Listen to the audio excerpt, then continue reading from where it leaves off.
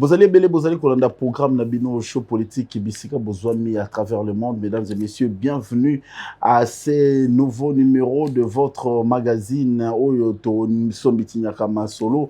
Etali politique, etali économie, etali culture, pe société na mboka Congo démocratique. Vous allez biso bisika nyonso besoin à on a Kinshasa dans le 24 communes, pe dans le 26 provinces de la République démocratique du Congo. Vous allez na Congo Brazzaville, Libanda mboka Congo boza kolanda biso bozali na Harare na Zimbabwe bozali na Dar es Salaam bozali na Haïti boza kolanda biso depuis France boza kolanda biso na Bruxelles kuna topesi mbote et pas Bolimo Lumba o yazali ko séjourner dans le cadre d'une mission des services au mboka etindi et topesi bino matondi mingi boza kolanda show politique bozali na ba prison bozali na ba hôpitaux bozali na ba institutions universitaires totangi nekin boza kolanda biso na ULK boza kolanda biso na Bel Campus, boza kolanda biso na ICSM, boza kolanda biso na IEC, l'actuelle haute école des commerces, boza kolanda biso na ISP, boza kolanda biso na William Booth, boza kolanda biso na ISTA, boza kolanda biso na INBT, boza kolanda biso na Académie des Beaux-Arts, totombeli bino bolandi bolamu et puis topesi bambote mingi na bato nyonso baza kolanda biso na présidence de la République na primature mboka oyo Congo et kambami na Félix Tshisekedi Tshilombo Fachi Béton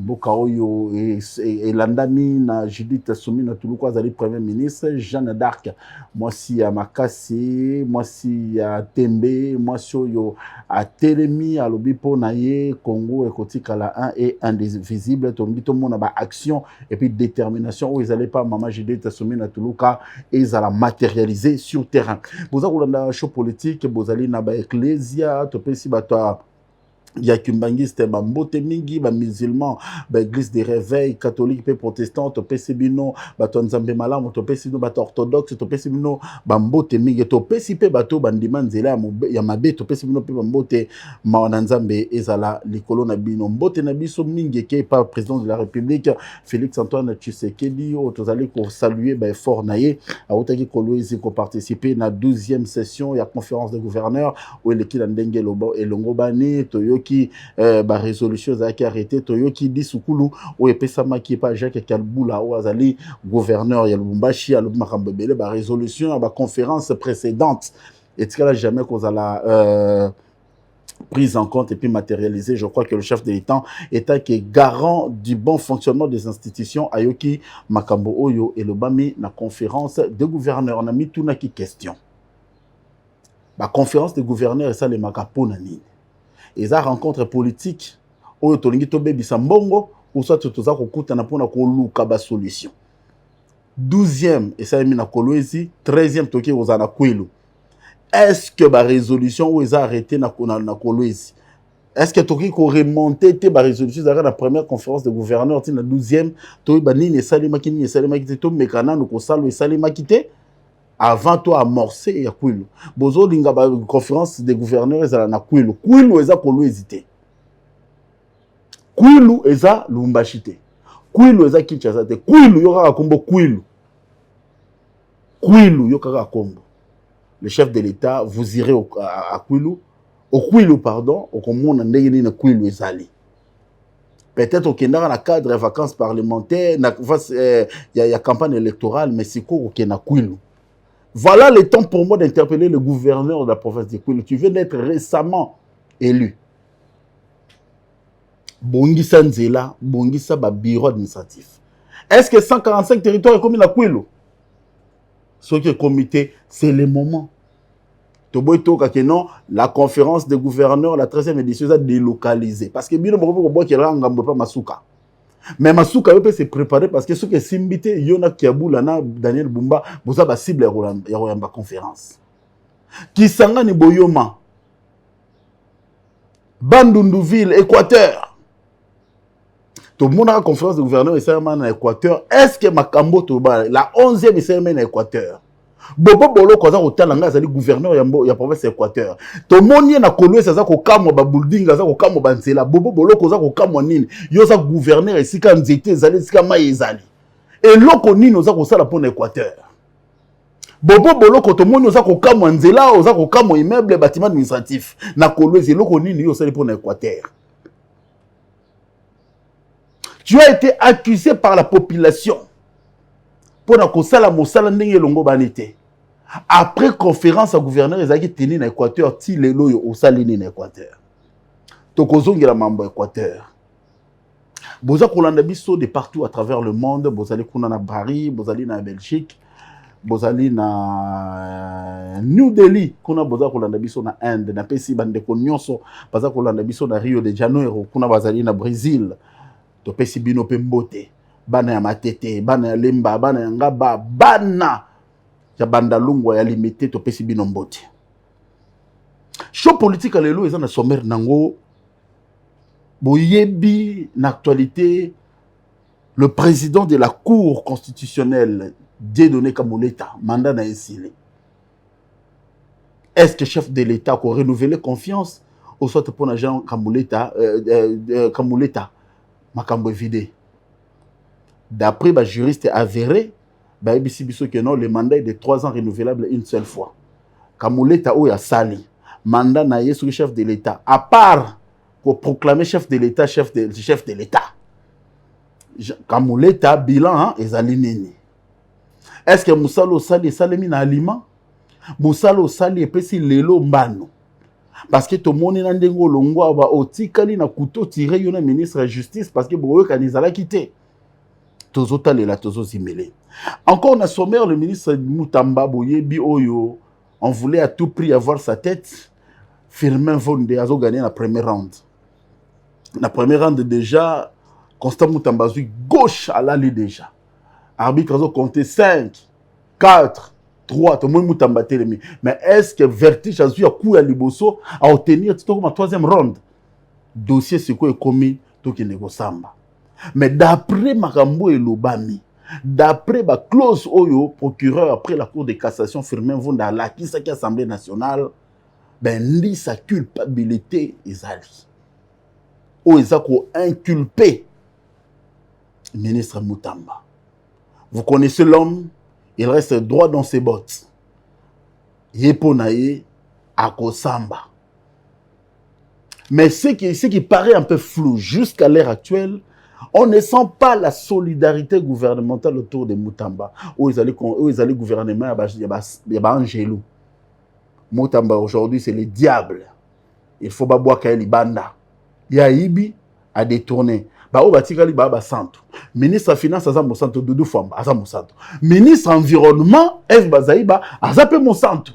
L'ancien ministre des Finances, Azam Monsanto. Ministre EPST, Azam Monsanto. Ministre Budget, Azam Monsanto. Diaboulou, Moutamba. Yende ba livré. Bana Congo, Bana Kinshasa, Moutamba est allé déposer sa démission. Dire au président, faire ses adieux du gouvernement dirigé par Madame Judith Soumina Toluka, à qui est président de la République, à faire adieu naé, et puis le président de la République, après acte de sa démission. Le président de la République, qui était le protégé de Moutamba. Le président de Moutaza a encouragé, mais le président de la République. Naïbi façon Tshisekedi de fonctionnalité. Il faut faire attention avec son sourire. Il peut rire avec toi, mais quand tu es dans le faux, si tu es dans le vrai, il va t'encourager. C'est comme ça que j'ai essayé de comprendre le président de la République. Aménager na Moutamba, Moutamba est allé le voir. Moutamba l'a dit vraiment venez allez en Obenda na Skolobini. Tes petits amants justice bendama na yo, autant de maman roleka. Laissez la justice faire son travail. Mais il faut demander à Vital Kamerhe. Le président l'avait reçu aussi pour lui poser la question. Kamerhe, es-tu impliqué dans les dossiers 100 jours? Kamerhe a dit président de la République ni des prêts ni des lois. Alors la justice doit faire son travail. Kamerhe a écopé de 20 ans de prison ferme. Jusqu'à preuve du contraire, Kamerhe a commis Blanchard, a commis Monsanto. Qu'adviendra-t-il avec Moutamba? Babilo Konazolobo est vérifié et vérifiable. Le président Yambaka, comme un père. Mais le président Tikina nous Fimbo Beta. Moutamba sera déféré devant le juge. Tata na yokombo na inani, maman na yokombo na inani. Otongaki, ozwaki 19 millions, obombaki wapi. Ba question ba poser Moutamba yango wana. Et le ministre honoraire Constant Moutamba a qu'on répondre à ma question, on n'a pas aux devant Bazouzi.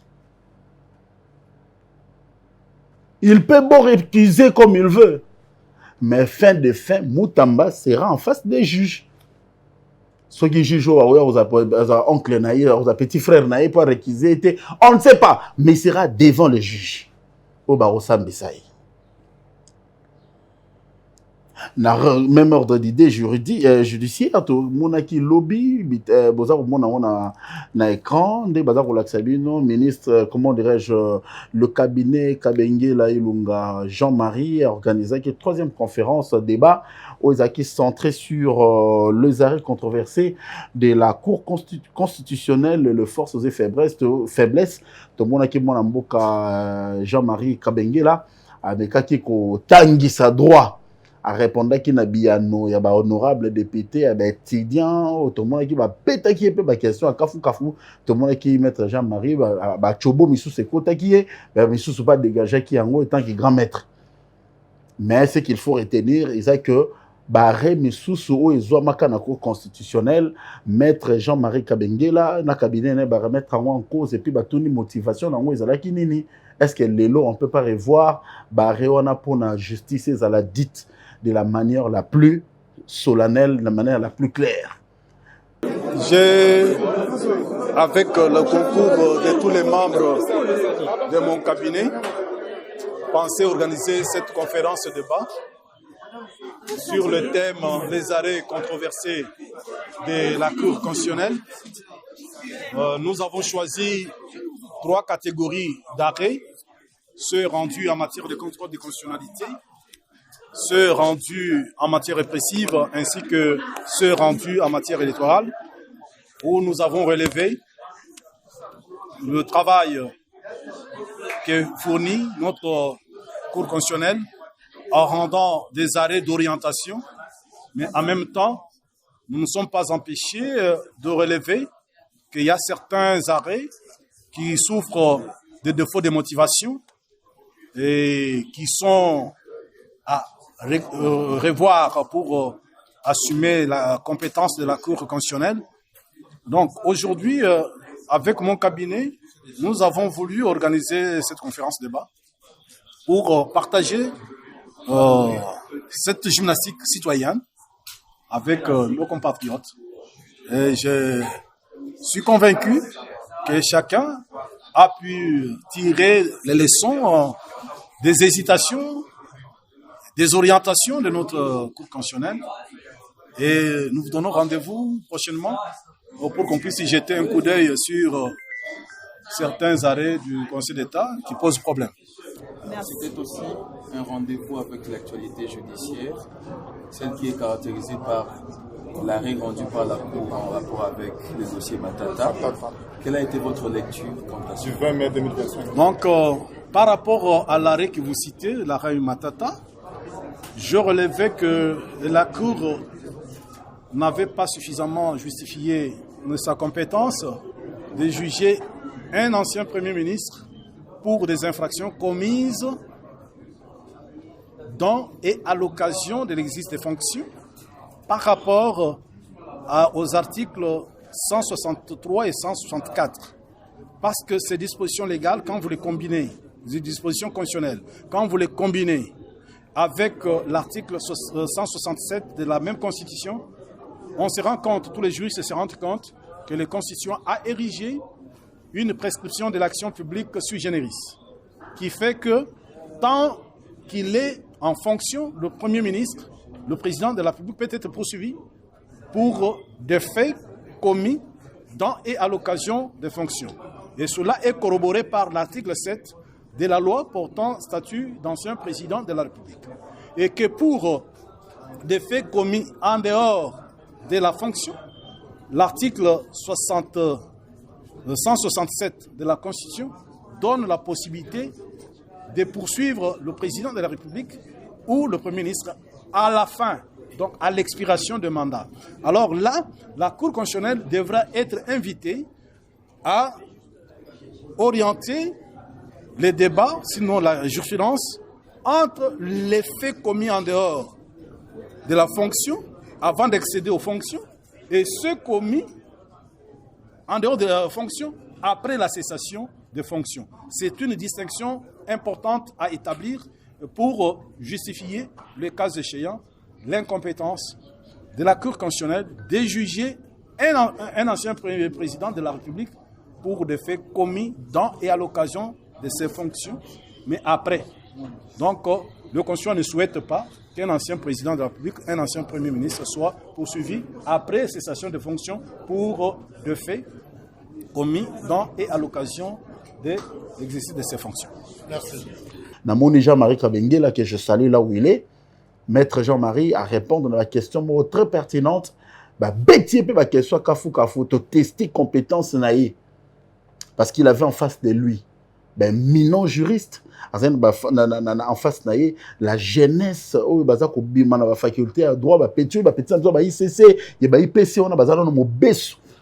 Baza ko sala étude comparée, il y a ba notion de droit, je suis pas professeur et j'ai vu maître Jean-Marie Kabengela, un homme très mûr à Yebi, c'est un homme qui a le temps de lire les ouvrages et puis à Tangaka ba notion mingi ya ba professeur ou baza ko émerger na faculté à droit parce que le droit ils a évolué, la justice ils a évolué et puis ré où ils allaient rendu na ba cours et tribunaux ré où ils allaient prise où ils allaient mise en exécution faille ils allaient belé force nango pe ezali yango makai ko manyola ngo la conférence des gouverneurs et ko pesa biso et yano mikolo ekoya et conférence débat au Européen Sabiso et yano mikolo ekoya ba population bazali ko benga par rapport ya makambo oyo mais to zonga nano na dossier o etali Mutamba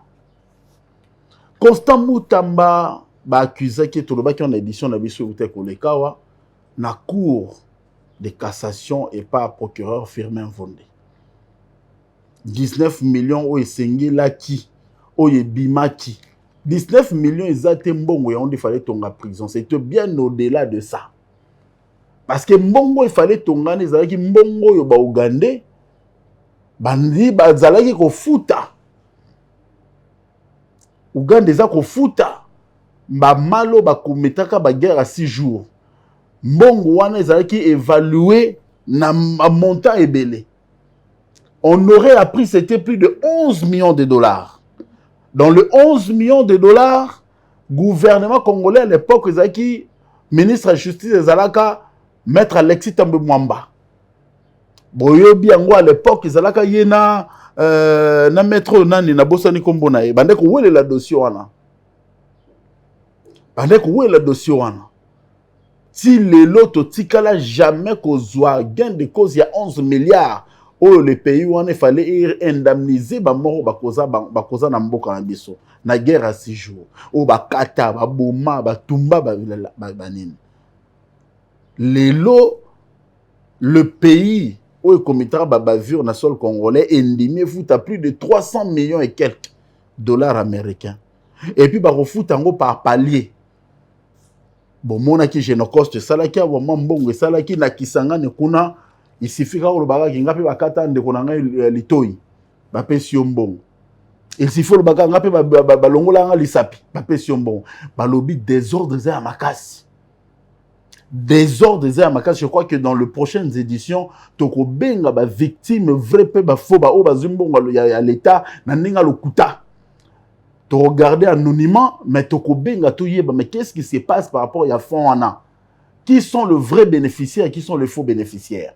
Mbongo wana les rebimi une partie ezalaki destiné na ba victime mais le ministre a payé en orientation mosusu il fallait construire prison na Kisangani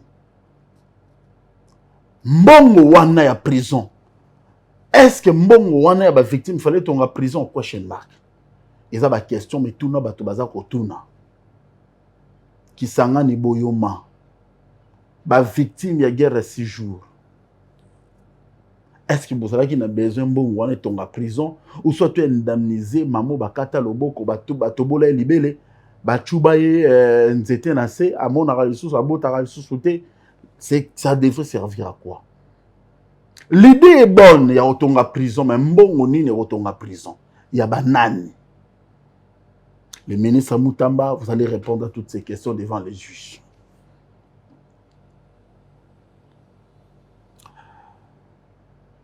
Qu'est-ce qui se passerait au Fonds forestier national? Makamboza kolobama mingi autour ya ba détournement ba millions. Na yebisi bino à part Moutamba ministre Mso baza ba centre. Teba. Il y a un dossier, ils ont au foula dans nos motos. Dans le ministère de l'environnement. Ils ont koloba. Bazaïba. Crédit carbone. Bazaïba. Ils ont koloba. Toyoki ba dossier ebeli. Mais dossier oyo. Ils ont kofoula. Ils ont koloba. Maman ministre. Tongito mona clair. Maman ministre. Tongito mona clair. Crédit carbone. Maman ministre. Tongito mona clair. Faisana nous vert. Bah vert qui a tendance à jaune, après comme à rouge. Mais jusque-là, l'Assemblée nationale n'a pas dit mot. Est-ce que vous vous rendez compte de ce qui se passe au Fonds forestier national? Je demande au procureur de se saisir de la question. D'après nos investigations, tozu ba chiffre moko ezali ezobangi ça donne froid au dos. Tozu ba chiffre moko ezopesa biso froid au dos. On a eu des chiffres et des chiffres. Ça nous donne froid au dos. Ce qui lelo na fond forestier national. Baza kolela pour na détournement illiquide. Et que le DG Kalala a suspendu. Le PCA Rigobert a suspendu. Tolingi Toyeba, c'est quoi les problèmes? Biso Tolingi Toyeba, c'est quoi les problèmes? Maman ministre, éclairer d'abord population par rapport à un dossier Oyo. Peut-être Bissonde, tout ça qu'on comprendre. Il y a un flou persistant dans ces dossiers. Il y a pas de détournement, il y a deniers publics dans le Fonds forestier national. Tokolobate, Tongi Toye ba précision, ils alignent.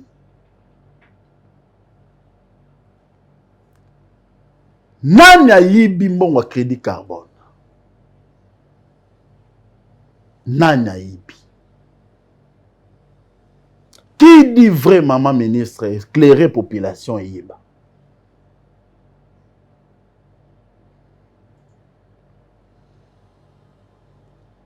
Le fondement, il y a des missions et le fondement, il y a suspension. Il y a des membres à comité autour qui diriger Nakalala, qui diriger PC, qui Rigobert. Ils allaient ni Tolingi Toyeba. Tolingi Toyeba. Tolingi Toyeba. Qui dit vrai dans cette histoire? Il y a un fonds forestier national. Qui dit vrai?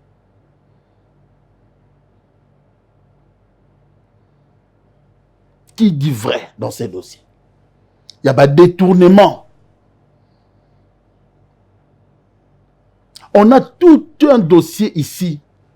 Autozana nous en train d'investiguer. Tout qui détournement des fonds destinés au financement du projet présidentiel jardin scolaire, 1 milliard d'armes dont le budget était équivalent de 743 millions de dollars. Yani Bosso yango. Yami balé tout qui détournement des fonds alloués au fonds d'intervention pour la protection. Ici de 25% de la taxe à crédit carbone de 2023 à 2025. Yami balé abo. Yami ça tout qui sous. Mimoration de plusieurs taxes des fonds forestiers nationaux. Le cas de la société CIPEC à Kisangani, évalué à 5 $700 000 américains, puis le dossier est belé. Maman ministre, il faut expliquer biso makambo nyonso. Tolingi to yeba makambo yo ezali nini? Est-ce qu'il y a une motivation? Est-ce qu'il y a une raison? Est-ce qu'il y a une explication autour par rapport à un dossier de millions de wapi?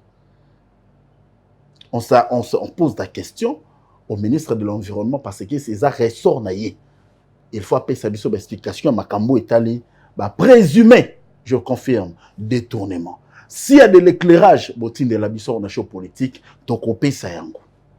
Et ça va dossier au biso to kouteni non par rapport à l'investigation na biso to ngi to zo ba éclairage ou ils allaient correct et puis simple.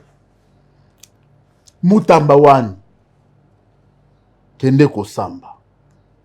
La kisa koza mobile. Si tu seras condamné, fais la prison parce que tu en as déjà l'habitude.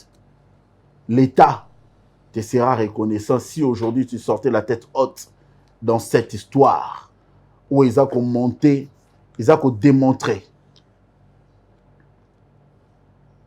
Tolingi fin triste été. Tolingi fin triste été.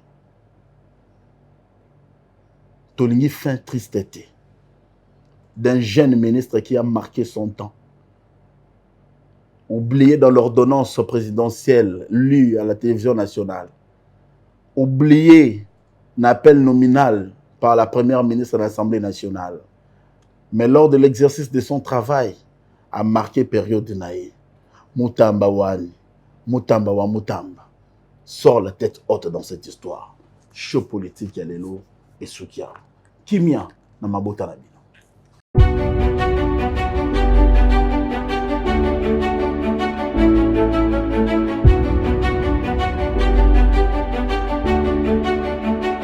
Nous avons démontré que le peuple avec nous. Vous voyez, ils sont en train de tirer avec